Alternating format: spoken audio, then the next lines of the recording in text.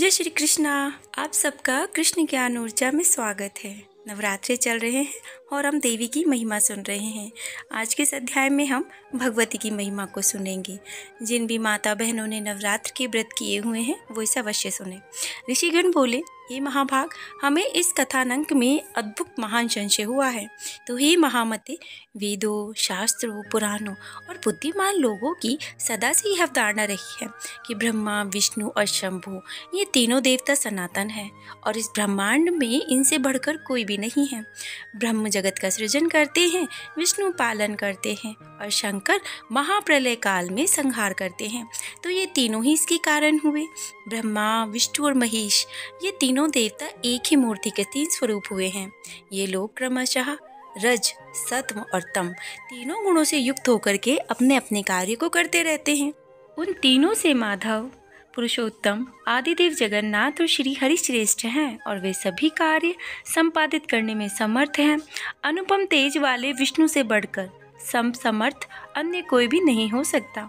उन जगतपति विष्णु को योग माया ने विवश करके भला कैसे सुला दिया। उस समय उन विष्णु की चेतना कहाँ चली गई और उनके जीवन की चेष्टा कहाँ लुप्त हो गई। हे महाभाग, ये महान संदेह उपस्थित हो चुका है। अब आप इस विषय में कृपा करके कुछ तो बताने की कृपा करें, हमारे संशय को तो दूर करें। अब जिस शक्ति के विषय में आप पहले बता चुके हैं कि उसने भगवान विष्णु की पराभूत कर दिया है, वह शक्ति आखिर है कौन? वह शक्ति कहाँ से उद्धत हुई है जिसमें स्वयं विष्णु भी उससे हार गए? हे सुब्रत, हमें यह बात तो स्पष्ट रूप से समझाइए।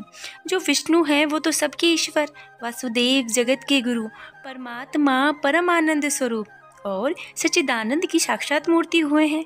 अब सब कुछ करने में समर्थ, सबका पालन करने वाले, सभी का चराचर सृजन करने वाले, रजोगुण से रहित, सर्वव्यापी और पवित्र हैं। वे परात्पर विष्णु निंद्रा की परतंत्रता से कैसे आबद्ध हो गए? विष्णु कभी सोते नहीं हैं, पर वो निंद्रा के वशीभूत कैसे चले गए?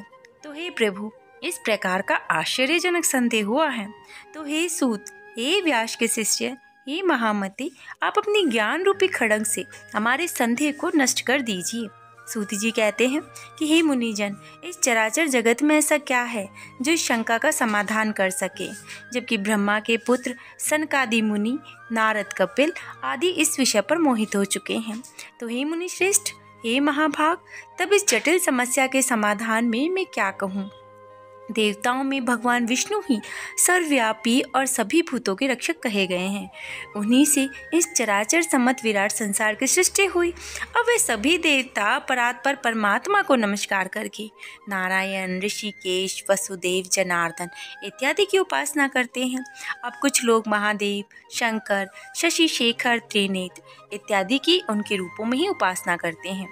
सभी देवों में त्र्यंबकम, कंपर्ति, पंचवक्त्रव्य, गौरी देहधारी, कैलाशवासी, सर्वशक्ति समन्वित, गणभूतों से सेवित और दक्ष यज्ञ विध्वंसक आदि नामों से उनका गुणगान किया जाता है।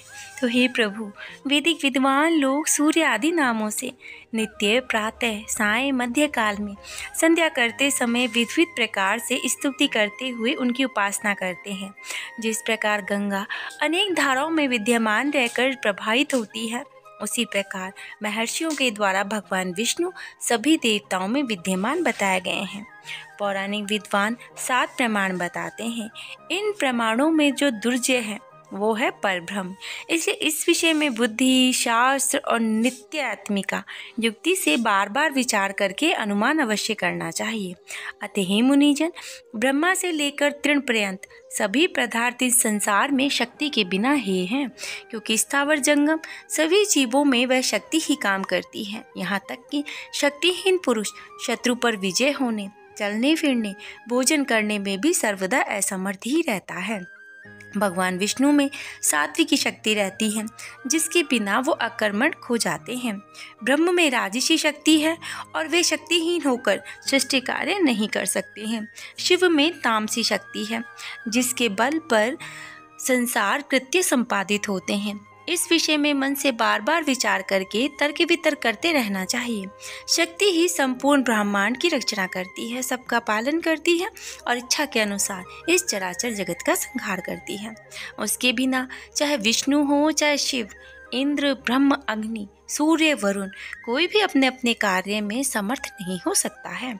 तो ही देवगण, शक्तियुक्त होने पर भी अपने अपने कार्यों को संपादित करते रहना चाहिए।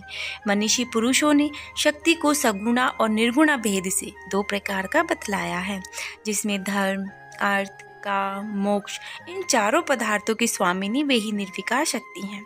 विधिवत पूजा करने से वे सब प्रकार के मनोरथों को पूर्ण करती हैं।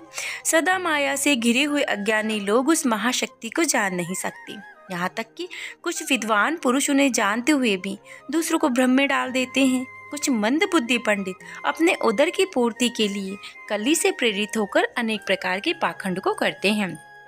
तो हे महाभाग, इस कली में बहुत प्रकार से अवैदिक वेद मूलक धर्म उत्पन्न हुए और दूसरे युगों में वो नहीं होते हैं। स्वयं भगवान विष्णु भी अनेक वर्षों तक कठोर तप करते रहे। ब्रह्मा, शिव जी भी ऐसा करते रहे। अब ये तीनों देवता निश्चय ही किसी शक्ति का ध्यान करते हुए कठिन तपस्या करते रहे।